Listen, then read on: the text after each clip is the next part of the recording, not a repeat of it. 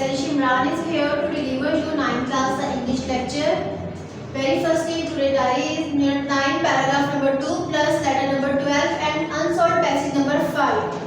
At paragraph number 2, full has to learn synonyms of difficult words are here. Remaining are of the first word of the options. Here is the question also. You will read that question from Sunshine and learn by yourself. Now concentrate on the translation. One day, standing at the bedside of a young patient, एक दिन नौजवान मरीजा के बिस्तर के सहारे खड़ी, I wondered, मैं सोच रही थी, if she could make the same recovery like others, क्या ये दूसरों की तरह सेहतयाब हो सकती थी? Hira had received severe head and spinal injuries as she was hit by a speeding bus while crossing the busy road. हिरा को सर और रीढ़ की हड्डी पर शदीद चोटें आई थीं क्योंकि वो एक मसरूफ सड़क पार करते हुए तेज रफ्तार बस से टकरा गई थी. I took her lifeless arms in my hand and tried to do several exercises on her but in vain. मैंने उसके बेजान बाजुओं को अपने हाथों में लेने की कोशिश की और उस पर कई वर्जिशों की कोशिश की लेकिन कोई फायदा ना हुआ. Also इसके साथ साथ I asked her younger sister to come and talk to her. मैंने उसकी छोटी बहन को बुलाया कि वो आए और इससे बात करे. Thinking that ये सोचते हुए कि the voice of a near and dear one might activate the nearly dead neurons. कि किसी करीबी रिश्तेदार की आवाज़ तकरीबन मुर्दा आसाब को हरकत में ले आए. She could see but not talk. वो देख सकती थी लेकिन बोल नहीं सकती थी. Her eyes showed a certain helplessness. उसकी आंखों में खास मायूसी नजर आती थी. I could read her mind through her eyes. मैं उसके ज़हन को उसकी आंखों से पढ़ सकती थी. Perhaps she wanted to say, जैसे वो कहना चाहती हो, please help me, मेहरबानी करके मेरी मदद करें. Now here is the letter number 12. Statement is write a letter to your friend condoling the death of his mother. Condoling means ताज़ियत करना. दोस्त को खत लिखना है उसकी वालदा की डेथ पर ताज़ियत करने के लिए, अफसोस करने के लिए. अभी एक ऐसा दोस्त है जो जान पहचान में तो है लेकिन आपका क्लोज फ्रेंड में नहीं आता है. लेटर का pattern, heading, ending, salutation, each and everything you know. कुछ डिफिकल्ट वर्ड्स के मीनिंग्स है व्हाइट बोर्ड पे राइट कर दिए हैं. इनको आपने खुद सेल्फ स्टडी करना, रीड करना है और उसके बाद इसको लर्न कर लेना है. लास्ट में लेटर की एंडिंग है योर्स ट्रूली. योर्स ट्रूली इससे पहले आप लोगों ने रिलेटिव्स के, रिश्तेदारों के खत याद किए थे. उसमें अफेक्शनेटली यूज होता है रिश्तेदारों के साथ, रिलेटिव्स के साथ. फिर आपने क्लोज फ्रेंड्स के लेटर्स याद किए जिसमें आपने एंडिंग सिंसियरली के साथ याद किया. अब आपके पास जो फ्रेंड है वो अच्छी जान पहचान वाले दोस्तों में से तो है लेकिन आपका क्लोज फ्रेंड नहीं है, इसलिए अब आपकी एंडिंग योर्स ट्रूली पर है. इस चीज़ पर फोकस करना है. फ्रेंड को देखकर सिंसियरली और ट्रूली में कंफ्यूज नहीं हो जाना. नेक्स्ट हमारे पास है unsolved passage number 5. Unsolved passage number 5 में early rising and let rising के दरमियान कंपैरिजन है. जल्दी उठने वाले और देर से उठने वालों के दरमियान मुवाजना है कि जल्दी उठने वालों को क्या क्या फायदे होते हैं, उनकी सेहत कैसी होती है, वो अपना काम जल्दी कर लेते हैं, उनकी सेहत भी अच्छी रहती है और एक्टिव रहते हैं फुल डे. उनके पास इंजॉय करने के लिए लाइफ को काफ़ी टाइम बच जाता है. लेकिन लेट राइजर जो है सुबह देर से उठने वाले, उनके पास ये सारी फैसिलिटीज़ नहीं होती हैं. वो इन सब चीज़ों से फ़ायदा नहीं उठा सकते हैं. अपना वर्क भी बहुत बोर होकर करते हैं क्योंकि वो देर से उठते हैं, ऑलरेडी दिन का आधा हिस्सा गुजार चुके होते हैं और बहुत ही थके हुए होते हैं. तो ये अपना काम को अनविलिंगली मतलब नागवारी से करते हैं, अपने काम को बहुत बोरिंग पाते हैं और उनके पास इंजॉयमेंट का टाइम भी नहीं बचता है. क्वेश्चन 1 and 5 जो है मैं और रीड करूँगी क्योंकि पैसेज में इजीली मौजूद है. First is what kind of habit is early rising. Early rising is a good habit. ये आपने खुद मार्क कर लेना है. Question number 5 is what is the key to success in life. Last sentence of the passage early rising is a key to success in life. ये इसके answers हैं. Question number 2, 3 and 4 थोड़े से मोल्ड होने हैं. मैंने व्हाइट बोर्ड पे right किया, मार्क कर लेंगे. इसमें 4 आपको फंड नहीं मिलेगा, ये आपने खुद से लर्न करना है नोट करके. Question 2 is because they have plenty of time to do their work. Plenty काफी मिकदार में क्योंकि सुबह जल्दी उठने वालों के पास काम करने के लिए बहुत ज़्यादा वक्त होता है. Question number 3 they enjoy good and sound health. कि वो अच्छी और मुतवाज़िन सेहत रखते हैं. क्वेश्चन नंबर 4 इज कि लेट राइजर अपना काम क्यों बोरिंग में पाते हैं. The late riser gains a little time to do his work. क्योंकि देर से उठने वालों के पास टाइम ही कम बचता है कि वो अपना काम कर सके. सो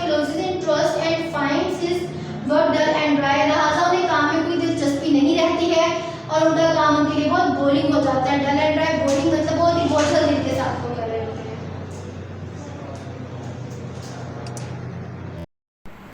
अस्सलाम वालेकुम dear student, I am sir Zia, teacher mathematics, class 9। Subject हमारा मैथ है। Exercise 1.6, question number 2। Question number 2 आज हम करेंगे। उसमें वर्डिंग है। सबसे पहले आपको वर्डिंग अंडरस्टैंड करनी है इस क्वेश्चन की। फिर उसके बाद जो है इस क्वेश्चन में कहता है the length of rectangle is 4 times it's width, the perimeter of rectangle is 150 centimetre, find the dimensions of the rectangle. अब डायमेंशंस कहते हैं लेंथ और विड्थ को फाइंड करना। लेंथ और विड्थ जब आप फाइंड कर देंगे तो इसका मतलब है इस रेक्टेंगल की डायमेंशन फाइंड हो गई। तो ये सबसे पहले इसमें हमारे पास जो है लेंथ का हमें बता रहा है और कि वो 4 टाइम है विड्थ का। तो हम पहले लेंथ जो है विड्थ जो है वो सपोज करेंगे। Let the width of rectangle x, length को हमने नाम दिया है y का। अब हमें फर्स्ट कंडीशन में ये कह रहा है कि 4 टाइम लेंथ जो है वो 4 टाइम है विड्थ का। This mean y equal to 4x, x को हम 4 से मल्टीप्लाई कर देंगे। तो ये हमारी फर्स्ट क्वेश्चन बन जाएगी। 4x, y उधर ले गया मैं, 4x minus y equal to 0। ये हमारी फर्स्ट क्वेश्चन। इसकी क्वेश्चन फॉर्मेशन हमें करनी है। उसके बाद आप चाहे क्रैमर रूल से कर लें, चाहे इन्वर्जन मेथड से कर लें। अब सेकंड इसकी इक्वेशन फॉर्म करनी है। उसमें हमें क्या है पेरीमीटर, पेरीमीटर गिवन है हमारे पास, दे रहा है कि 150 है, पेरीमीटर 150 है। अब आपको यहाँ पे पेरीमीटर का फार्मूला आना चाहिए। पेरीमीटर का formula 2 into width plus length, 2 into width plus length. अब विड्थ को मैंने x का है, लेंथ को y का है, तो ये बनेगा 2 इंटू एक्स प्लस वाई। अब 2 इधर मल्टीप्लाई हो रहा है x के साथ भी y के साथ भी, तो मैं मल्टीप्लाई नहीं कर रहा, मैं 2 को इधर डिवाइड कर रहा हूँ जाके। 2 इसके साथ डिवाइड हो गया, तो ये हमारी इक्वेशन बनेगी x plus y equal to 75। ये दो इक्वेशन की फॉर्मेशन हो गई। हमने दोनों इक्वेशन को लिख लिया। इनको फिर उसी तरह से जैसे आपने क्वेश्चन नंबर 1, कोई क्वेश्चन आपने जो है वो ग्रामर रूल से किया है, कोई जो है वो आपने इनवर्स मेथड से किया है। ये आप पे डिपेंड करता है जो मेथड वो क्वेश्चन में कहेगा आपने यूज करना है। यहाँ पे मैंने ग्रामर रूल यूज किया है। ग्रामर रूल आप क्वेश्चन नंबर 1 में अच्छी तरह से प्रैक्टिस कर चुके हैं। इसके लिए हमने राइट इन मैट्रिक्स फॉर्म में इसको लिखा है, ये आप ऑलरेडी जानते हैं। इसको नाम दिया है let a is equal to, फिर इसका डिटरमिनेंट निकाला है, तो यहाँ पे डिटरमिनेंट 5 आया है। इट्स मीन कि it is not a singular matrix, non singular matrix. Non singular matrix का हम जो है वो इक्वेशन का इसका मतलब ये है, यहाँ से डिटरमिनेंट जो हमने फाइंड किया है कि इन इक्वेशन का सॉल्यूशन सेट पॉसिबल है। तो हम आगे ग्रामर रूल में ax फाइंड किया है, ay फाइंड किया, r का du नो x का फार्मूला है, y का फार्मूला है, x में ये वैल्यू पुट करती है सारी। तो उसके बाद ये हमारे पास x की वैल्यू 15 आ गई है, y की वैल्यू 60 आ गई है। यही हमारी जो है वो x को हमने कहा था width of rectangle x 15, length of rectangle y is equal to जो y की वैल्यू होगी वो लेंथ होगी। अब देखिए 4 टाइम ज्यादा है, जैसे हम उसने हमारे सेकंड कंडीशन में कहा था कि विड्थ का 4 टाइम लेंथ ज्यादा। देखिए 15 4 टाइम 60 होता है, तो हमारा आंसर जो है वो बिल्कुल ठीक आ गया है। दस the dimension of rectangle 15 and 60। ये हमारा क्वेश्चन है, सिंपल सा क्वेश्चन है सारा। ये सिर्फ इक्वेशन फॉर्मेशन तक आपको प्रॉब्लम है, बाकी ये यहाँ से सारा आपने कुछ पहले से भी क्वेश्चन नंबर 1 में आप ग्रामर रूल से भी करें, इसको इनवर्स मेथड से भी करें, तो ये हमारा क्वेश्चन जो है कंप्लीट। बिस्मिल्लाहिर्रहमानिर्रहीम। My dear student, I am Satya. My subject is math, exercise 1.6. Now we discuss question number 3, exercise 1.6. Question number 3. Word problem है ये, इसकी वर्डिंग देखें। इसमें कहता है two sides of rectangle differ by 3.5 centimetre. दो साइड्स रेक्टेंगल की उनका डिफरेंस जो है वो 3.5 है। तो यहीं से हम एक क्वेश्चन बना लेते हैं। हम लेट करते हैं length of rectangle x, width of rectangle y according to first condition. Difference rectangle के लेंथ का और विड्थ का ये हमें बता रहा है फर्स्ट कंडीशन में। डिफर का मतलब होता है डिफरेंस, दो साइड्स का डिफरेंस जो है x माइनस y, ये डिफरेंस है, ये हमें बता रहा है 3.5 सेंटीमीटर। फर्स्ट कंडीशन यूज करते हुए हमने फर्स्ट इक्वेशन बना ली। यहाँ भी इक्वेशन बनानी है हमने। उसके बाद उसी तरह से जैसे हमने क्वेश्चन नंबर 2 में डायमेंशन फाइंड करनी है, यानी इसकी लेंथ और विड्थ फाइंड करनी है। पेरीमीटर हमें दिया है, इसमें भी पेरीमीटर 67 सेंटीमीटर। तो ये पेरीमीटर का फार्मूला है 2 * length plus width equal to 67। Length को x का नाम दिया है, विड्थ को y का नाम दिया है। तो ये इक्वेशन हमारे पास मान गई है। 2 को अगर मैंने मल्टीप्लाई कर दिया है 2x + 2y = 67। ये हमारी सेकंड इक्वेशन होगी। फर्स्ट कंडीशन में डिफरेंस बता रहा है, डिफरेंस से इक्वेशन आ गई। सेकंड इक्वेशन में वो हमें पेरीमीटर दे रहा है कि 67 है, उसको यूज करते हुए हमने सेकंड इक्वेशन जो है उसको फॉर्म कर ली है। अब ये दो इक्वेशन हमारे पास आ गई है, मैंने दोबारा इनको एक ही जगह पे लिखा है। अब आगे आप सॉल्व खुद करेंगे, ग्रामर रूल लगा लें, इनवर्स मेथड लगा लें, ये आप पे डिपेंड करता है। मैं यहाँ तक इक्वेशन फॉर्मेशन ही करवाऊंगा आपको। उसके बाद जब आपके पास x और y की वैल्यू आएगी तो x आपने आंसर जब लिखना है तो x को आपने लेंथ कहा है, y को विड्थ का। x की वैल्यू जो होगी वो लेंथ होगी और y की वैल्यू जो होगी वो विड्थ होगी। तो फिर नीचे एंड पे आप लिख देंगे thus the dimensions are this and this। ये एरो का निशान शो करता है कि आपने यहाँ से खुद सॉल्व करना है और इसको आप जिस मेथड से मर्जी कर लें, ग्रामर रूल से कर लें या आप इसको इनवर्स मेथड से कर लें। ये हमारा क्वेश्चन कंप्लीट हो गया। Question number 4। क्वेश्चन नंबर 4, इसमें भी मैं सिर्फ क्वेश्चन आपको बनवाऊंगा, बाकी आगे आप खुद सॉल्व करेंगे। क्वेश्चन बनाने का प्रॉब्लम है, वर्डिंग को अंडरस्टैंड करें। क्या इसमें कहता है third angle of N isosceles triangle. सबसे पहले तो आपको आइसोसेलेस ट्रायंगल का पता होना चाहिए। ऐसी ट्रायंगल जिसके दो एंगल्स इक्वल हो, दो एंगल्स इक्वल हो। ये मैंने ट्रायंगल बनाई है, इसके दो angle A angle CAB and angle CBA, इनको दोनों को मैंने बराबर x, इसको नाम दिया है x, और थर्ड एंगल को मैंने y का नाम दिया। तो ये आइसोसेलेस ट्रायंगल में आप याद रखें कि ये आप दो एंगल जो हैं वो बराबर होते हैं। तो इस वजह से मैंने ये दो एंगल्स को x का नाम दिया। फर्स्ट एंगल को भी x, सेकंड एंगल भी x, थर्ड एंगल जो है वो y भी है।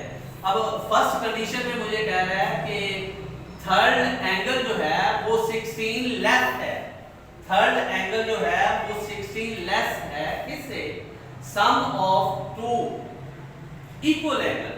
जो दो आपने इक्वल एंगल लिए उनके सम से, सम इनका x + x 2x हो जाएगा और 16 लेस कर देना है आपने। 2x में से 16 लेस का मतलब माइनस कर दिया, तो y ये थर्ड एंगल है, x ये सम हो गया, 2 एंगल 16 लेस हो गया, लेस का मतलब माइनस कर दें। तो इसी से हमारी ये फर्स्ट इक्वेशन जो है वो बन जाती है। तो अब मैंने इसको 2x y इधर ले गया हूँ, 16 इधर ले गया हूँ, ये इक्वेशन जो है वो हमारी फर्स्ट इक्वेशन जो है वो फॉर्म होगी। तो ये फर्स्ट कंडीशन से हुई है। अब आगे कुछ नहीं कह रहा, लेकिन we know that sum of three angles of a triangle is 180। ये हम जानते हैं कि थ्री एंगल्स का, किसी भी ट्रायंगल की थ्री एंगल का सम जो होता है वो 180 होता है। इसी बेस पर हम जो है वो सेकंड इक्वेशन बनाएंगे। First angle x, second angle x, third angle y, इनको ऐड किया 2x = 180 और ये हमारी सेकंड इक्वेशन बन गई है। फर्स्ट इक्वेशन, ये इक्वेशन बनाने का ही मसला होता है क्वेश्चन में। तो ये इक्वेशन हमारी बन गई है, दोनों इक्वेशन बन गई है। ये भी अब आप क्रैमर रूल लगा दें, इनवर्स मेथड निकाल दें।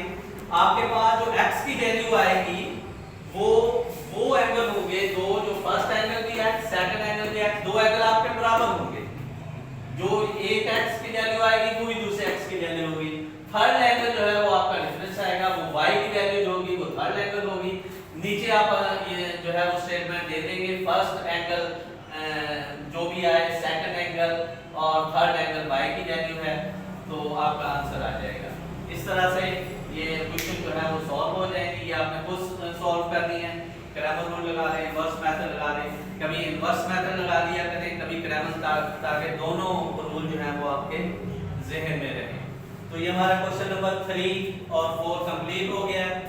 तो इसमें बस यही आपने करना है कि ये आपने खुद सॉल्व करना है। ओके, अल्लाह। बिस्मिल्लाहिर्रहमानिर्रहीम। अस्सलाम वालेकुम अज़ीज़ तलबा, उम्मीद है आप सब खैरियत से होंगे। मैं मोहम्मद नज़ीर मुस्लिम। आज हम जमात नाम मुताला पाकिस्तान सबक नंबर 3, जिसका उन्वान पाकिस्तान के बड़े ग्लेशियर्स हैं, उसे पढ़ेंगे। ग्लेशियर्स किसे कहते हैं? पहाड़ियों की वादियों में जमी हुई बर्फ जो कि ढलवान की तरफ हरकत करती है या सिरकना शुरू कर देती है, उसे ग्लेशियर्स कहते हैं। ज़्यादा बुलंद इलाकों में आमतौर पर दर्जा हरारत कम होता है और जिसकी बुनियाद पर बर्फबारी होती है, ऐसी सूरत में ग्लेशियर्स बनते हैं। मुसलसल बर्फ़ के जमे होने की वजह से नीचे वाली बर्फ़ जो है वो सख्त हो जाती है और कम बुलंदी की तरफ सिरकना शुरू कर देती है। जैसा कि मैंने इस तस्वीर में आपको वाज़ेह किया है, ये एक पहाड़ है, पहाड़ के ऊपर बर्फबारी मुसलसल सारा साल बर्फबारी पड़ने की वजह से ये बर्फ जम चुकी है। अब मज़ीद जो बर्फ पड़ रही है वो उस नीचे वाली बर्फ से टकरा कर नीचे की तरफ सिरक रही है, जिससे ग्लेशियर हरकत करते हैं। आमतौर पर हम ये जानते हैं कि पाकिस्तान दुनिया के नक्शे पर ऐसी जगह पर वाक़ है जहाँ नीमहारी खित्ता वाक़ है, जहाँ आमतौर पर बारिश और सर्दी नहीं होती। इसलिए लेकिन पाकिस्तान के मशरकी और शुमाल मशरकी इलाके जो कि बड़े बड़े बुलंद बाला पहाड़ों में घिरे हुए हैं, जैसा कि हिंदूकुश है, कराक्रम है और उसके अलावा हिमालय है, इन पहाड़ों की वजह से पाकिस्तान की खूबसूरती में चार चांद लग चुके हैं। सारा साल बर्फ पड़ती है इन पहाड़ों पर और इसी वजह से यहाँ पर दुनिया के बुलंद पाया और अजीम किस्म के ग्लेशियर्स पाए जाते हैं, जिनमें हस्पर, बतौरा, ब्याफो, हस्पर, सियाचन वगैरह बड़े बड़े नाम यहाँ पर शामिल हैं। हमारी आज की डायरी इतनी ही है, इसे मुकम्मल तौर पर याद करें और इसे लिखकर स्कूल जमा करवाएं। आखिर में एक अच्छी बात ये कि आपस में एक दूसरे का ख्याल रखें, बड़ों का अदब करें और हमेशा बड़ों की रिस्पेक्ट करते रहें। अल्लाह ताला हम सब का हामी और नासिर हो। वस्सलाम। अस्सलाम वालेकुम डियर स्टूडेंट, आज का हमारा टॉपिक है सेंटीमीटर फोर्स। सेंटीमीटर फोर्स क्या चीज़ है? Centimetre force is a force that keeps a body to move in a circle. Centimetre force वो फोर्स होती है जो किसी बॉडी को सर्कल के अंदर मूव कराती है। दूसरे लफ्जों में हम यूं कह सकते हैं कि अगर कोई बॉडी सर्कल के अंदर मूव कर रही है तो उसकी वजह क्या है? उसकी वजह ये है कि सेंटीमीटर फोर्स उसको मजबूर करती है कि वो चीज़ सर्कल, यूनिफॉर्म सर्कल के अंदर रहते हुए अपनी मोशन को जारी रखे। फॉर एग्जांपल, जैसे हमारे पास मोशन ऑफ स्टिक, जैसे किसी स्टोन के साथ आप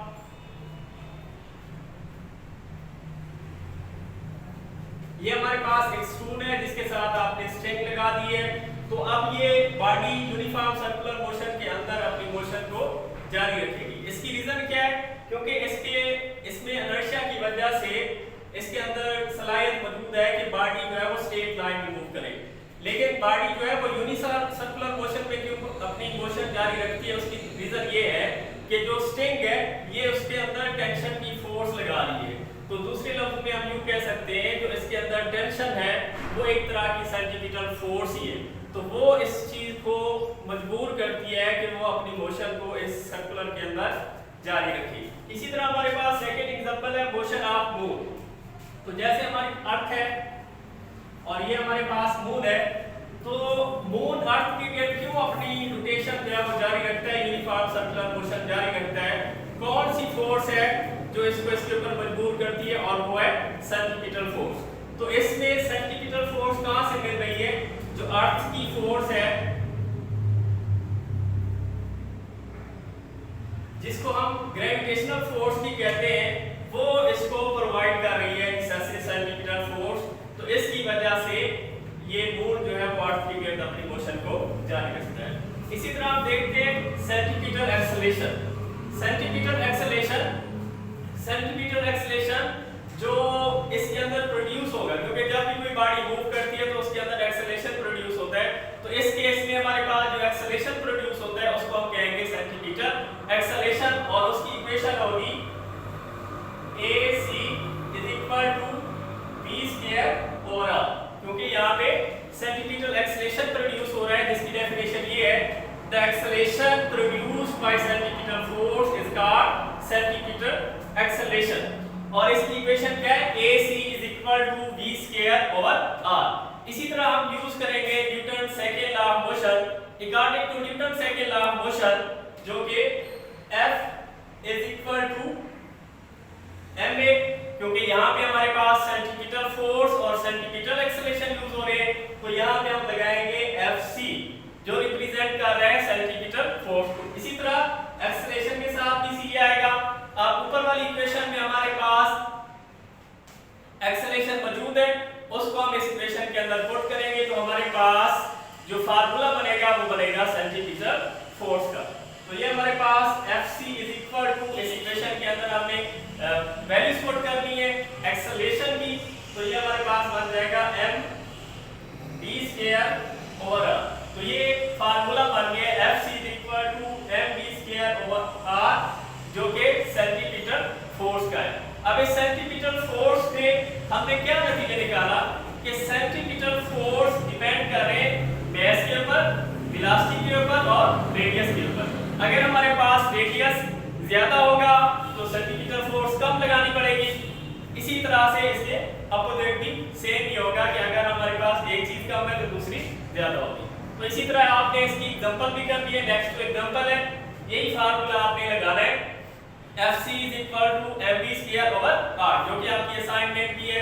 तो इंशाल्लाह मिलते हैं नेक्स्ट लेक्चर में। Assalamu alaikum dear students, I am Adil Mansur, your biology teacher. Now we are going to learn about meiosis II. हमारे पास जो meiosis II क्या है? सबसे पहले हमने इसमें meiosis I का प्रोसेस ऑलरेडी पढ़ा हुआ है कि meiosis I क्या है, ठीक है। अब meiosis I के जो है वो दूसरा जो स्टेप है वो meiosis II है। meiosis II में आपको पता है meiosis II बिल्कुल सेम है जिस तरह से हमने माइटोसिस पढ़ी हुई है।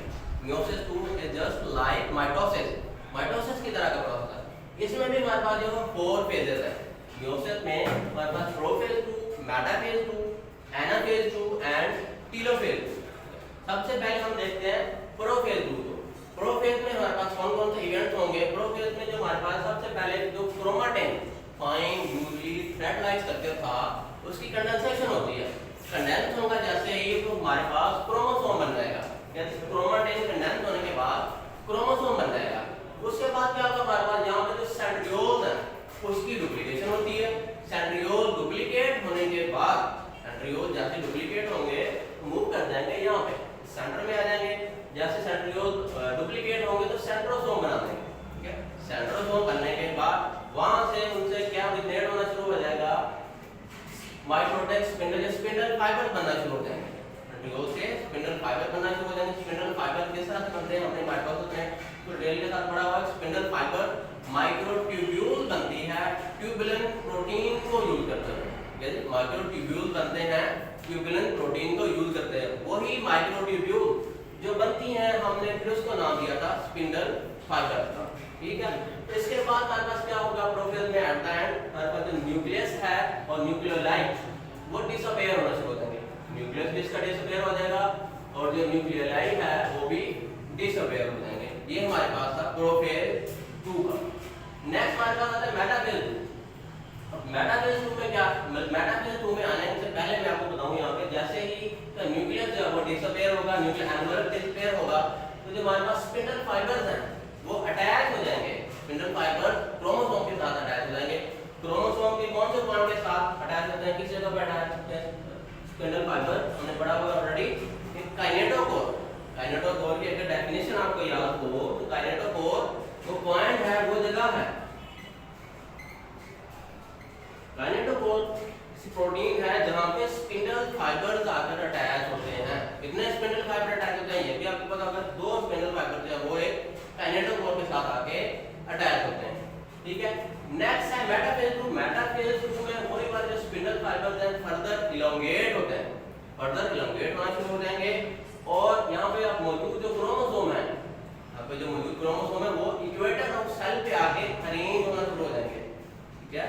सेंटर में, सेल के सेंटर में आके अरेंज हो जाएंगे। जिस तरह से आपको डायग्राम में भी नजर आ रहा होगा कि हमारे पास जो है वो क्रोमोसोम सेल के बिल्कुल सेंटर में आके इक्वेटर पे आके अरेंज हो गए। वो वाला प्रोसेस जिसमें क्रोमोसोम इक्वेटर ऑफ सेल पे अरेंज होते हैं, हमने इसको नाम दिया था मेटाफेज प्लेट का नाम दिया, ठीक है। यहाँ पे कुछ नॉन माइटोटिक स्पिंडल फाइबर भी होते हैं जो फिर आपस में जो है वो जुड़ जाते हैं। इसके बाद हमारे पास है एनाफेज 2 का प्रोसेस। एनाफेज 2 में क्या होगा, हमारे पास यही वाले जो स्पिंडल फाइबर्स हैं start to pull toward their originating centrosome. Spindle fibre अब ये वाले उस पॉइंट की तरफ जहां से निकले थे मूव करना शुरू कर देंगे पीछे की तरफ, ठीक है, बैकवर्ड। जैसे ही स्पिंडल फाइबर मूव करेंगे बैक, क्योंकि यहाँ पे उसके साथ काइनेटोकोर के साथ जो है हमारे पास स्पिंडल फाइबर अटैच है, तो स्पिंडल फाइबर अटैच है तो क्या होगा, जैसे ही बैक करेंगे टुवर्ड द ओरिजिनल पॉइंट तो क्रोमोसोम भी उसके साथ सेपरेट हो जाएंगे, ठीक है जी। जहां पे हमारे पास सिस्टर क्रोमेटिड जो थे दोनों ये सेपरेट हो जाएगा, ये भी सेपरेट हो जाएगा, दोनों हमारे पास जो है वो सिस्टर क्रोमेटिड बन जाएंगे, सिस्टर क्रोमोसोम बन जाएंगे, ठीक है। ये वाला प्रोसेस यहां पे अब कंप्लीट हो जाएगा। ये हमारे पास था एनाफेज 2। एनाफेज 2 में अब दोनों जो हमारे पास सिस्टर क्रोमेटिड थे सेपरेट हो गए हैं और सिस्टर क्रोमोसोम बन गए हैं। इसके बाद हमारे पास प्रोसेस आता है वो है टीलोफेज 2 का। टीलोफेज 2 आपको पता है टीलोफेज जो है वो is the reversal of prophase. Telophase prophase की रिवर्सल है। प्रोफेज में जो जो इवेंट हुए थे अब यहाँ पे रिवर्स होना शुरू हो जाएंगे। कौन कौन से इवेंट हुए थे हमारे पास प्रोफेज में? सबसे पहले कंडेंसेशन हुई थी क्रोमेटिन की इनटू क्रोमोसोम में। अब क्योंकि रिवर्स होना यहाँ पे वही वाले जो क्रोमोसोम बने थे वो दोबारा से अनकॉइल बैक हो गए, दोबारा से अनकॉइल हो जाएंगे और हमारे पास क्रोमेटिन बन जाएगा, ठीक है। क्रोमेटिन जैसे बनेगा फिर उसके बाद जो हमारे पास था न्यूक्लियोलाई और न्यूक्लियर एनवेलप डिसअपियर हुए थे। न्यूक्लियर अब फिर इन सेपरेटेड क्रोमोसोम के न्यूक्लियर भी बन जाएगा यहाँ पे और न्यूक्लियर एनवेलप भी बनना शुरू हो जाएगा, ठीक है जी। यहाँ पे देखिए आपको नजर यहाँ पे न्यूक्लियर भी बन गया है, न्यूक्लियर एनवेलप भी बन गया है, क्या दोनों चीजें सबसे बनने शुरू हो जाएंगी और जो स्पिंडल फाइबर्स हैं ये भी डिसअपियर होना शुरू हो जाएंगे यहाँ पे। ये हमारे पास है टीलोफेज 2, ठीक है। टीलोफेज 2 क्या है, यहाँ पे कंप्लीट हो गया प्रोसेस कैरियोकाइनेसिस का। न्यूक्लियस की डिवीजन हमारे पास हो चुकी है, न्यूक्लियस 1 से 2 में डिवाइड हो चुका है और न्यूक्लियस की डिवीजन को हम क्या कहते हैं, कैरियोकाइनेसिस, ठीक है। इसके बाद हमारे पास है अभी सेल कंप्लीट नहीं हुआ है, सेल कंप्लीट तब होगा जब उसका साइटोप्लाज्म जो डिवाइड होगा। साइटोप्लाज्म की डिवीजन को हमने क्या नाम दिया था, cytokinesis, cytokinesis the division of cytoplasm, ठीक है। साइटोप्लाज्म की डिवीजन हमने माइटोसिस में भी पढ़ी हुई है, किस तरह से होती है साइटोप्लाज्म की डिवीजन, क्लीवेज का प्रोसेस के थ्रू। क्लीवेज प्रो बनना शुरू हो जाएगी, जैसे क्लीवेज प्रो बनना शुरू हो जाएगी तो हमारे पास जो है वो साइटोप्लाज्म जो है उसकी मेम्ब्रेन इनवेजिनेट होना शुरू हो जाएगी और एट द एंड वो हमारे पास दो डॉटर सेल बन जाएंगे। ये हमारे यहाँ पे अब सेल जो है वो डिवाइड हुआ कंप्लीट। तो यहाँ पे मैंने दो आपको यहाँ पे सेल बने हैं क्योंकि मियोसिस जो 1 में 2 सेल बने थे हमारे पास, मैंने आपको एक ही शो करवाया यहाँ पे, दूसरा पेयर बिल्कुल इसी तरह से बनेगा और एट द एंड वो भी 2 सेल डॉटर सेल बना देगा और हमारे पास मियोसिस में 4 सेल यहाँ पे प्रोड्यूस हो जाएंगे और वो 4 जो है वो कौन से होते हैं, हैप्लॉइड होते हैं। ठीक है जी, 4 कौन से हैं वो हैप्लॉइड होंगे, डिप्लॉइड नहीं होंगे। हैप्लॉइड और डिप्लॉइड के डिफरेंस आपको पता है, हैप्लॉइड में नंबर ऑफ जो क्रोमोसोम है वो पेयर्स की फॉर्म में नहीं होते। ये हमारे पास प्रोसेस जो है वो कंप्लीट हो गया मियोसिस 2 का। ठीक है, नेक्स्ट देखिए जो हमारे पास है वो है सिग्निफिकेंस ऑफ मियोसिस। ठीक है जी, अब हमने सिग्निफिकेंस ऑफ मियोसिस की देखनी है कि मियोसिस की अहमियत क्या है। मियोसिस की जो अहमियत है वो रिप्रोडक्शन के लिए और जो हमारे पास इनहेरिटेंस के लिए जो डिस्क्राइब की थी सबसे पहले वो 1890 में। 1890 में साइंटिस्ट जो है हमारे पास जर्मन बायोलॉजिस्ट था ऑगस्ट वाइजमैन, जिसने सबसे पहले डिस्क्राइब की थी। ठीक है, मियोसिस की अहमियत इसने 2 चीजें बताई थी यहाँ पे। ठीक है, सबसे पहले नंबर 1 देखिए क्या है, इसने बताया maintenance of chromosome in next generation. कि मियोसिस जो है वो ना सिर्फ अहम है क्रोमोसोम को मेंटेन करने के लिए अगली जनरेशन में जो आने वाली नस्ल है उसमें ना सिर्फ अहम है ये, बल्कि इसने क्या मियोसिस के जरिए से वेरिएशन पैदा होती हैं अगली जनरेशन में। ठीक है, अगली जनरेशन में वेरिएशन पैदा होती हैं। आज हम देखिए अब सबसे पहले जो है maintenance chromosome in next generation, अगली जनरेशन में है वो क्रोमोसोम किस तरह से मेंटेन करते हैं, इसको अगर हम डिस्कस करें यहाँ पे। मियोसिस जो सबसे पहले जो बता रहा है कि मियोसिस इसेंशियल है रिप्रोडक्शन के लिए। जाहिर सी बात है मियोसिस जो है वो होगी तो हमारे पास गैमीट्स बनेंगे। मियोसिस अभी हमने जो पढ़ा है पीछे उसमें क्या था, मियोसिस के नतीजे में हमारे पास गैमीट्स बन रहे थे। ठीक है, अब वो किस तरह से बन रहे थे, कौन से गैमीट्स थे, डिप्लॉइड थे, हैप्लॉइड थे। क्या हमारे पास डिप्लॉइड जो थे सेल जो हमने पढ़ा था क्रोमोसोम वहां से हैप्लॉइड गैमीट्स बन रहे थे। ठीक है, यहाँ पे क्या होगा कि मेंटेनेंस किस तरह से होगी क्रोमोसोम की नेक्स्ट जनरेशन में, डिप्लॉइड जो गैमीट्स हैं वो चेंज हो रहे हैं हैप्लॉइड गैमीट्स से। ठीक है, इसके बाद क्या होगा कि जैसे हमारे पास है वो मदर से हमें एक गैमीट मिला, ठीक है, एग सेल जो के, और उसके बाद हमें जो है वो फादर से जो गैमीट मिला जो कि हमारे पास स्पर्म सेल है। जैसे ही इनकी फ्यूजन होगी तो क्या बन जाएगा, हमारे पास जाइगोट बन जाएगा। ठीक है, अब इसमें क्रोमोसोम जो है वो किस तरह से मेंटेन रहते हैं, क्योंकि हमें जो एक जो मिल रहा है मदर की तरफ से गैमीट उसमें 23 क्रोमोसोम है, दूसरा जो हमें गैमीट है वो फादर की तरफ से मिल रहा है जो हमने मियोसिस के नतीजे में पैदा किया है, प्रोड्यूस हुआ है, वो हैप्लॉइड है। 23 क्रोमोसोम है, 23 हैं, सिंगल होंगे, पेयर की फॉर्म में नहीं होंगे। ठीक है, तो जैसे ये दोनों क्रोमोसोम जिनकी फ्यूजन होगी फिर at the end gametes at the end जो है वो यूनाइट होने के बाद गैमीट्स जाइगोट बना देंगे। ये वाला जो जाइगोट बनता है ये हैप्लॉइड डिप्लॉइड होगा, हैप्लॉइड नहीं होगा, ये डिप्लॉइड होगा। किस तरह से, इसमें अब 46 क्रोमोसोम है। तो अब क्रोमोसोम जो है हमने कितने होते हैं ह्यूमन में, 46 क्रोमोसोम है या 23 पेयर की सूरत में होते हैं। अब इसने क्या कहा है यहाँ पे कि maintenance of chromosome in next generation, अगली जनरेशन में क्रोमोसोम जो है वो मेंटेन हो गया। 46 क्रोमोसोम होते हैं और हमें 46 क्रोमोसोम ही अगली जनरेशन में पैदा हो गए। इसके फिर जाइगोट जो है फर्दर इसमें माइटोसिस का प्रोसेस होगा, इसके सेल डिवाइड होंगे और एट द एंड हमारे पास एक ऑर्गेनिज्म बन जाएगा। ठीक है, नेक्स्ट है production of variation in next generation. इसके जरिए से मियोसिस के जरिए से अगली जनरेशन में वेरिएशन आती है। किस तरह से वेरिएशन आती है, हमने देखा था क्रॉसिंग ओवर का प्रोसेस होता है। क्रॉसिंग ओवर में क्या हो रहा था, हमारे पास जो नॉन सिस्टर क्रोमैटिड थे, हमारे पास थे नॉन सिस्टर क्रोमैटिड थे, क्या कर रहे थे, अपने सेगमेंट एक्सचेंज कर रहे थे। ठीक है, सेगमेंट एक्सचेंज कर रहे थे ना, नंबर 2 और नंबर 3 जो क्रोमोसोम थे आपने पढ़ा पीछे, क्या हो रहा था वहां पे नंबर 2 और नंबर 3 अपने सेगमेंट एक्सचेंज कर रहे थे सिनैप्सिस के प्रोसेस के थ्रू, प्लाज्मेटा की फॉर्मेशन हो रही थी और एट द एंड हमारे पास जो है वो क्रॉसिंग ओवर का प्रोसेस होता है। उसमें कुछ इसका सेगमेंट जो है वो इधर आ जाता है, तो यहाँ पे क्या होगा, इसके कुछ जीन इधर ट्रांसफर हो जाते हैं और इस क्रोमोसोम के कुछ जीन जो है वो यहाँ पे ट्रांसफर हो जाते हैं। तो ये जो जीन है ट्रांसफर हो रहे हैं दूसरे को, यहाँ पे क्रॉसिंग ओवर के नतीजे में इधर वेरिएशन आती है। तो किसी को कोई हेयर कलर चेंज हो जाता है, किसी की हाइट चेंज हो जाती है, आई कलर है, ये सारी जो हमारे पास वेरिएशन ही है जो कि किसके नतीजे में पैदा हो रही है, मियोसिस के नतीजे में पैदा हो रही है। ठीक है, ये हमारा आज का टॉपिक था। Assalamualaikum students, my name is Professor Iqbal and I am here to present chemistry 9th 5.5 test yourself. First of all, we discuss their question and their answer.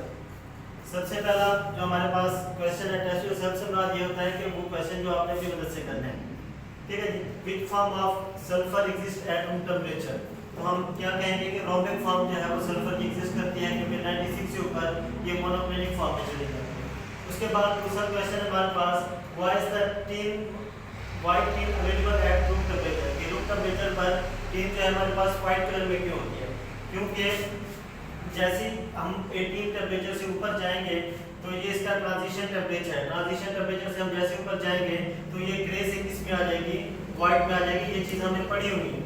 अच्छा जी, उसके बाद है why amorphous solid do not have sharp melting point while crystalline solid do have, तो दोनों की definition में ये बात छुपी हुई है कि अमॉर्फस सॉलिड जो है उनकी अरेंजमेंट जो है वो रेगुलर नहीं होती, जबकि क्रिस्टलाइन सॉलिड जो है उनकी अरेंजमेंट जो है वो रेगुलर होती है, जिसकी वजह से रेगुलर अरेंजमेंट की वजह से अमॉर्फस सॉलिड में जो है मेल्टिंग पॉइंट शार्प नहीं होते, जबकि क्रिस्टलाइन सॉलिड के जो हैं वो वेरी शार्प होते हैं।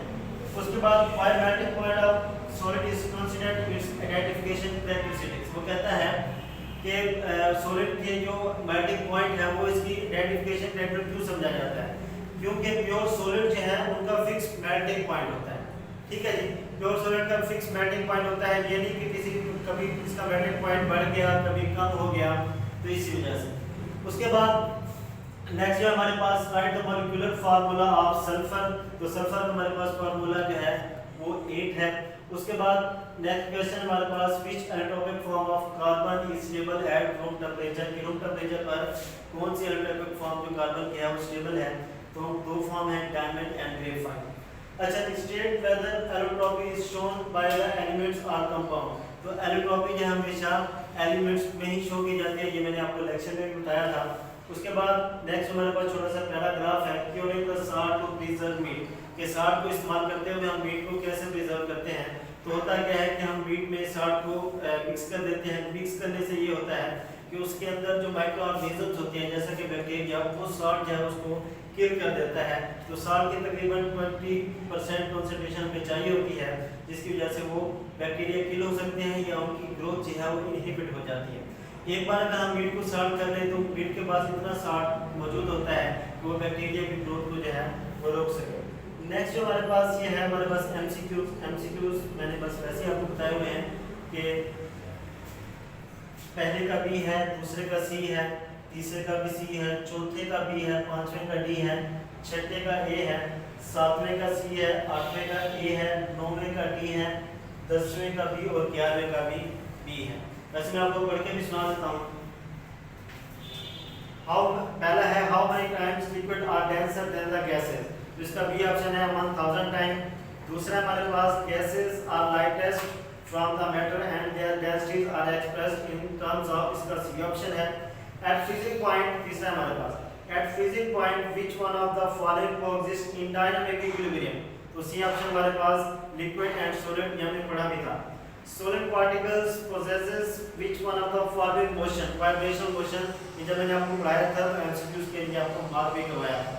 Which one of the following is not amorphous? D option glucose. One atmospheric pressure is equal to how many pascals? इसका भी ऑप्शन ए है। In the evaporation process, liquid molecules which leave the surface of the liquid have C option very high energy, ये पता नहीं इसका सोच चुके हैं वैसे। Which one of the following gases diffuse fastest? Hydrogen gas, A option. Which one of the following does not affect the boiling point? D option, initial temperature of liquid.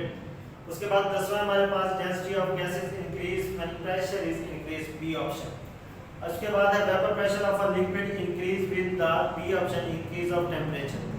जी बच्चे hope so आपको समझ आई होगी, ये वही बातें जो हम बार बार repeat कर रहे हैं।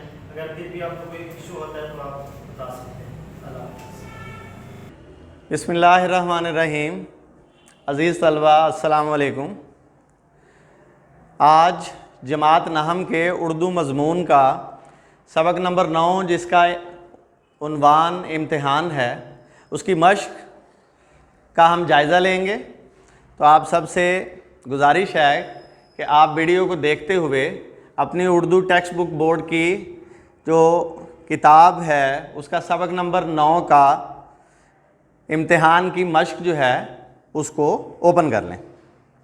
जैसे ही आप मश्क का जायज़ा लेंगे तो सवाल नंबर 1 जो है वो मुख्तसर जवाबात पे मुश्तमिल है, जिसमें 5 मुख्तसर सवालात हैं। उसमें जुज़ अलिफ जो है वो ये है कि मज़मून निगार को इम्तिहान से घबराने वालों पर हंसी क्यों आती थी। तो इसका जवाब जो है वो या आपका असल मतन जो है वहाँ पे आप इसका जवाब जो है सबक के इब्तदाई हिस्से की मुताले के बाद आपको मिल जाएगा, या इसका जवाब जो है शरह सरमाया उर्दू में भी मौजूद है, आप वहाँ से याद कर सकते हैं। मुख्तसरन इनके जवाबात जो है वो मैं आपको सामने पेश कर देता हूँ। तो मज़मून निगार को इम्तिहान से घबराने वालों पे हंसी इसलिए आती थी क्योंकि इसकी 2 ही सूरतें थीं, या तो इम्तिहान देने वाला पास हो जाता था या फ़ेल हो जाता था, तो कोई फ़िक्र की बात जो है वो नहीं थी। जुज़ नंबर बे है, जो जो इम्तिहान के दिन करीब आते जाते मज़मून निगार के दोस्तों और हम जमातों का क्या हाल होता। तो इसका जवाब भी हमें मतन की रीडिंग के दौरान मालूम हो सकता है कि जो जो इम्तिहान के दिन करीब आते जाते मज़मून निगार के दोस्तों का और हम जमातों का हाल ये होता कि उनके हवास, उनके दिमाग मुख्तल हो जाते और उनकी इतनी सी सूरतें जो हैं वो निकल आती। जुज़ नंबर जीम की तरफ बढ़ते हैं। तो सवाल है कि मज़मून निगार ने कौन सा इम्तिहान दिया। तो मज़मून निगार ने लॉ क्लास का इम्तिहान दिया, यानी वकालत का इम्तिहान दिया। नेक्स्ट क्वेश्चन की तरफ बढ़ते हैं। तो मज़मून निगार ने इम्तिहान दिया तो क्या नतीजा निकला। तो सबक के आखिर हिस्से में इसका आंसर जो है वो मौजूद है, मुताला करने के बाद आपको उसका जवाब जो है वो मिल जाएगा। तो मज़मून निगार तमाम मज़ामीन में बदरजा आला जो है वो फ़ेल हुआ, यानी तमाम मज़ामीन में फ़ेल हो गया। और आखिरी सवाल का जवाब जो है उसकी तरफ बढ़ते हैं। मज़मून निगार के वालिद ने किस तरह उसे तसल्ली दी। तो मज़मून निगार के वालिद साहब ने मुम्तहिनों को बहुत बुरा भला कहा और मज़मून निगार की अश्क शोई की और फरमाया, बेटा घबराने की कोई बात नहीं, इस साल नहीं पास हुए तो आइंदा साल सही, आखिर कब तक बेईमानी होगी।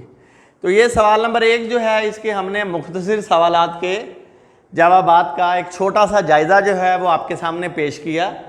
तो ये जो सवालात हैं ये उर्दू टेक्स्ट बुक का सफ़ा नंबर 73 का जब आप ओपन करेंगे तो वहाँ पे मश्क में मौजूद हैं। अब हम बढ़ते हैं अपने सवाल नंबर 2 की तरफ।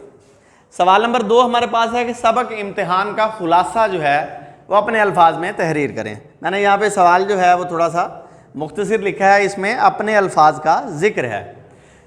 तो सवाल नंबर 2 यानी कि जिसमें हम किसी भी सबक का खुलासा तहरीर करते हैं, तो खुलासा लिखने से पहले हमने ज़रूरी बात ये ज़हन में रखनी होती है कि मुसन्निफ़ का नाम जो है वो हमने तहरीर करना होता है और सबक का नंबर जो है वो हम कतन तहरीर नहीं करते। तो बाकी जो आपने पूरा सबक जो है अपने टीचर की मौजूदगी में पढ़ा है, तो सबक के जो शुरू से लेके आखिर तक उसकी जो कहानी है, उसका जो मवाद है, उसका जो नफ्स मज़मून है, वो आप अपने अल्फाज में एक ही पैराग्राफ में रहते हुए आप उसको तहरीर कर दें, तो वो आपके सबक इम्तिहान का खुलासा जो है वो सवाल पूरा हो जाएगा।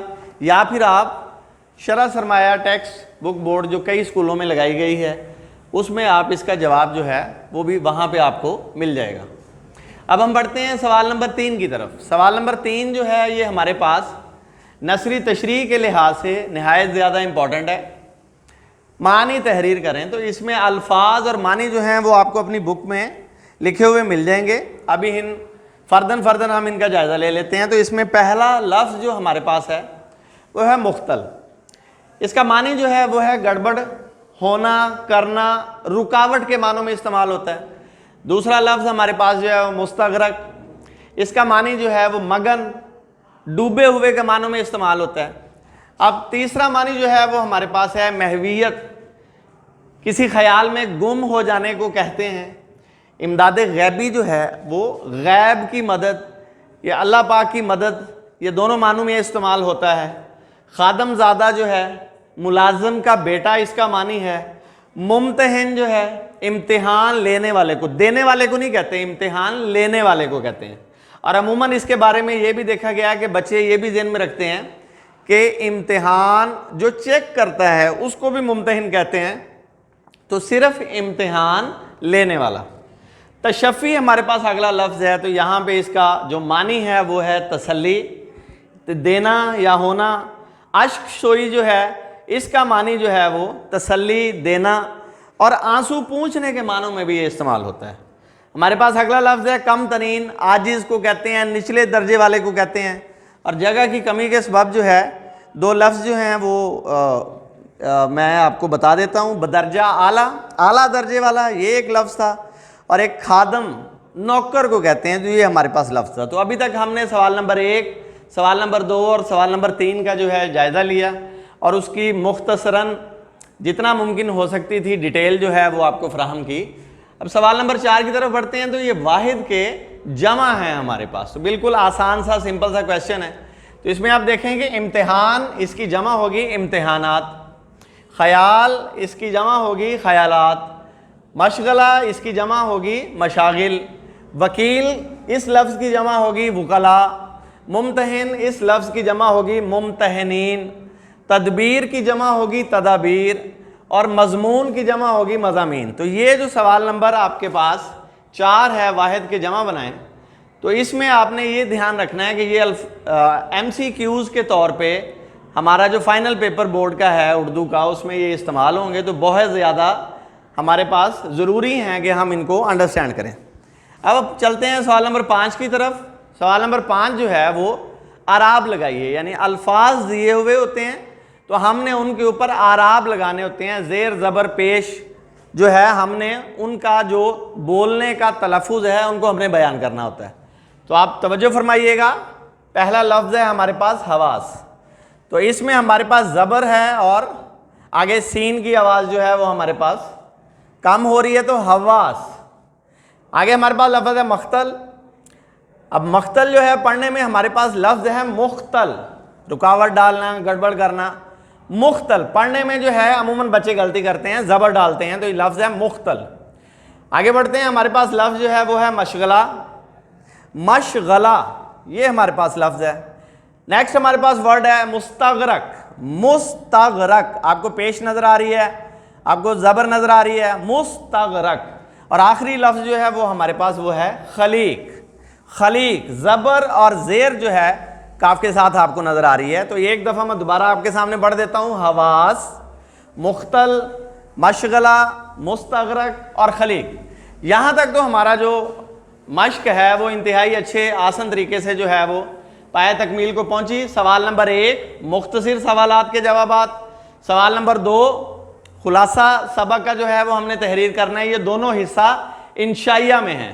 तो सवाल नंबर 3 मानी, सवाल नंबर 4 वाहद के जमा लिखने, और सवाल नंबर 5 जो आराब लगाइए है, ये हमारे पास MCQs के क्वेश्चन हैं जिनको हम अच्छे तरीके से तैयार करके अपने MCQs में अच्छे नंबर हासिल कर सकते हैं।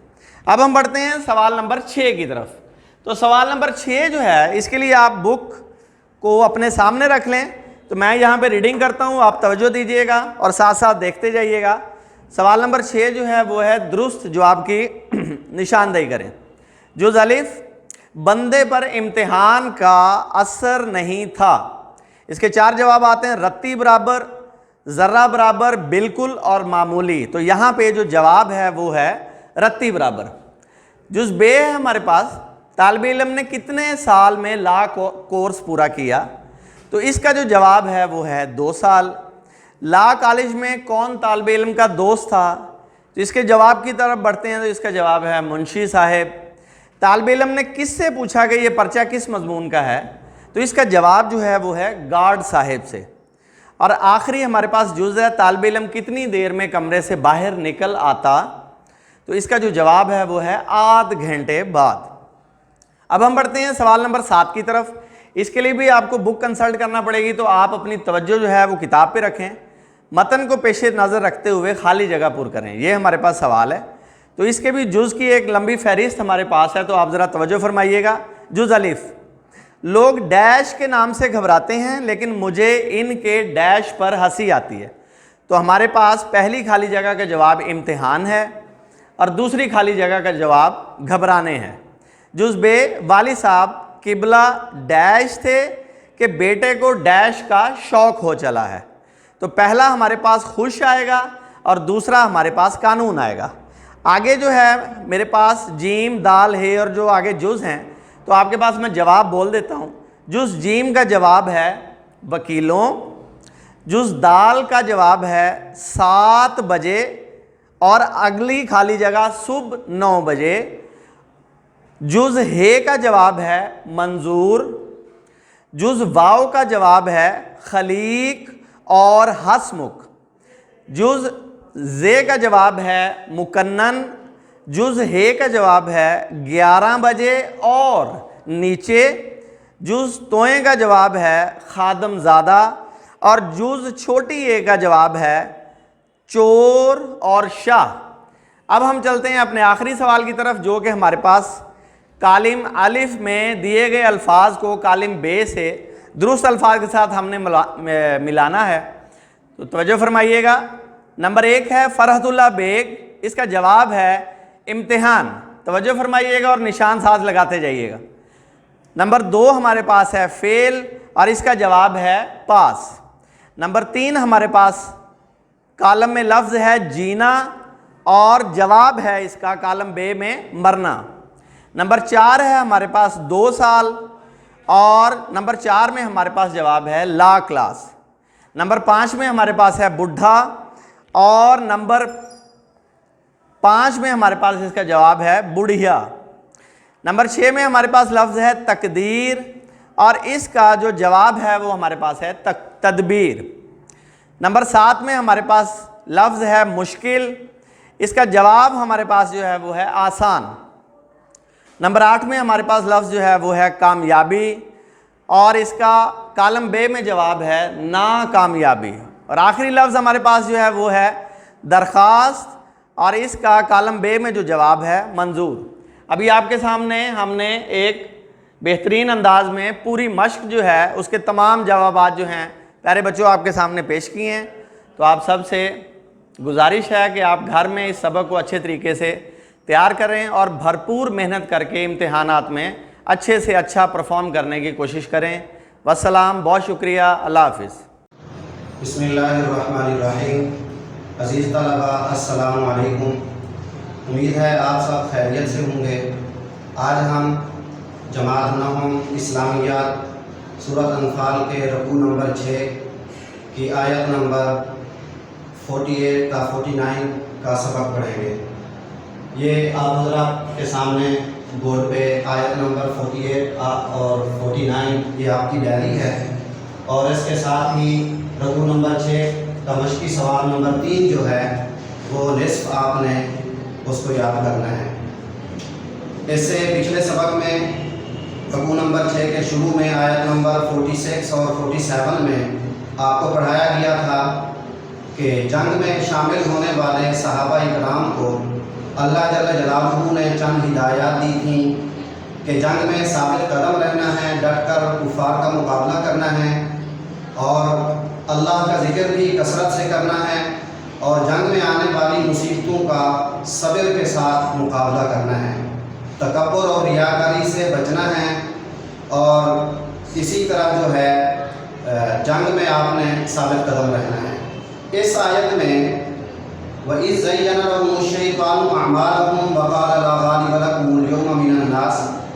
इस आयत में अल्लाह जल्ल जलालहू इरशाद फरमा रहे हैं कि जब मुशरिकीन मक्का से जंग के लिए निकलने लगे तो उन्हें अपने एक हरीफ कबीला जो कि कबीला बनी बक्र बिन किनाना उसका नाम था, वो मुशरिकीन मक्का का हरीफ था, मुखालिफ था। मुशरिकीन मक्का को उस कबीले से ये डर और खौफ था कि हम जंग के लिए चले जाएंगे तो ये कबीला पीछे से हमारे घर वालों को, हमारे साजो सामान को नुकसान पहुंचाएगा। इसलिए मुशरिकीन थोड़ा सा खौफ ज़दा थे। लेकिन चूँकि अल्लाह जल्ल जलालहू को ये जंग कराना मकसूद था तो अल्लाह जल्ल जलालहू ने एक तरीके के साथ मुशरिकीन मक्का को इस खौफ से निकाला।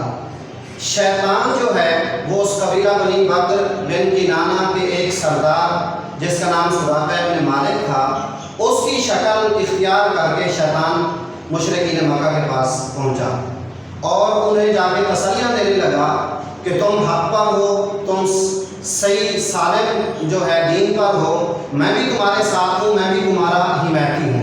इसलिए तुम्हें हमसे डरने की और घबराने की ज़रूरत नहीं है। आप जंग में जाएं और मैं भी आपके साथ जो है उस जंग में जाने के लिए तैयार हूँ। तो वहाँ से उनको तसल्ली हो गई कि अब ये लोग हमारा नुकसान नहीं करेंगे।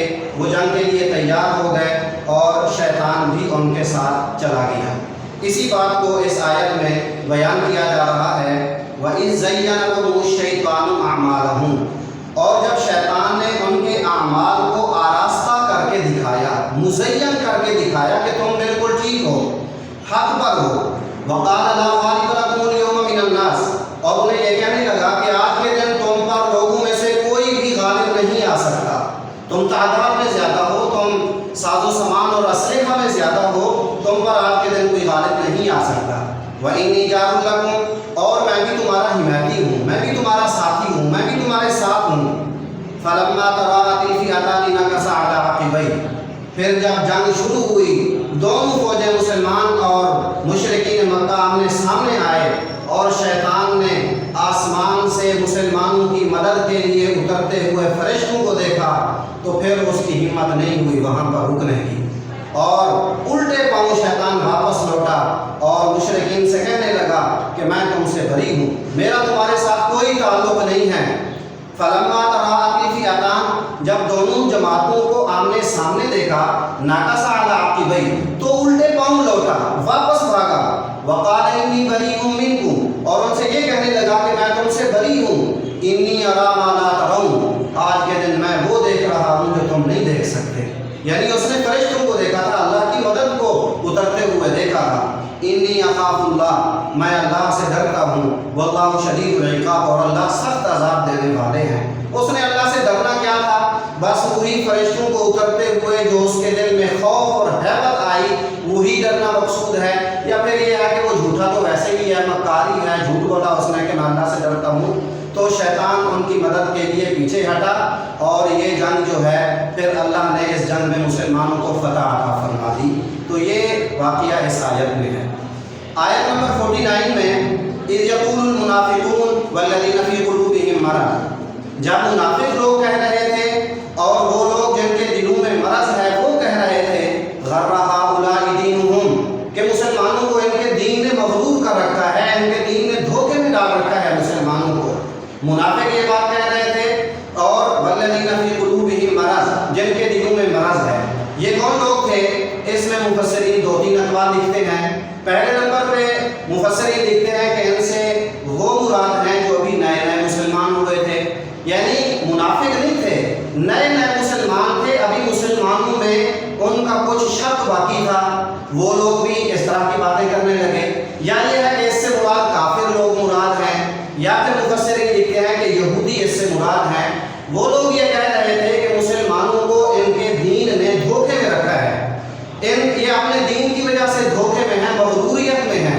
क्योंकि देखें, काफिर अपनी तादाद में ज़्यादा, यानी मुसलमान इस जंग में 313 थे, काफिर 1000 थे, वो तादाद में दुगने से भी ज़्यादा हैं, और असलहा, साजो सामान और सवारियों के हिसाब से इनसे कहीं ज़्यादा हैं।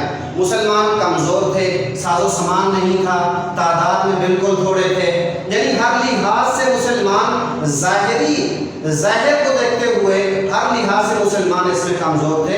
तो उनका ख्याल ये था कि मुसलमान तो काफिरों को देखते ही भाग जाना चाहिए, लेकिन मुसलमानों ने डट कर कुफार का मुकाबला किया और जंग की तैयारी की। तो वो यही कह रहे थे, देखो मुसलमानों को इनके दीन ने मग़लूब कर रखा है, अब इनको शिकस्त तो होगी। लेकिन अल्लाह जल्ल जलालुहु फरमाते हैं, वमन यतवक्कल अलल्लाह, कि मुसलमानों का भरोसा अल्लाह पे था, तवक्कल अल्लाह पे था। जब तवक्कल अल्लाह पे हो, भरोसा अल्लाह पे हो, तो फिर ये ज़ाहिरी ताकतें और ये ज़ाहिरी साजो सामान कुछ नहीं कर सकता। फ़इन्नल्लाह अज़ीज़ुन हकीम, बेशक अल्लाह ज़बरदस्त है, गालिब है, हिकमत वाला है। अपनी बेहतरीन हिकमत के साथ अल्लाह जल्ल जलालुहु ने इस जंग में मुसलमानों को फतह अता फरमाई। तो बच्चों, ये 2 आयतें जो हमने पढ़ी हैं, आपने इनको याद करना है अच्छे तरीके से। और इसी तरह आगे मश्की सवाल नंबर 3 है। तो मश्की सवाल नंबर 3 के जो है 3 पार्ट हैं, आपने 2 पार्ट जो है जुज़ अलिफ और जुज़ बे जो है इस सबक के साथ आपने याद करना है और इसको आपने अपनी नोटबुक मैनेज करके जमात के काम में ये काम आपने लिखना है। ये दोनों सवाल नंबर 3 का जुज़ अलिफ और जुज़ बे इसको लिखना है और लिख के फिर जिस तरह आपको जो है अपने स्कूल से आपको बताया जाएगा उस हिसाब से फिर अपनी नोटबुक आप स्कूल में जमा कराएंगे, फिर ये चेक करके नोटबुक आपको वापस कर दी जाएंगी। वस्सलामु अलैकुम व रहमतुल्लाह।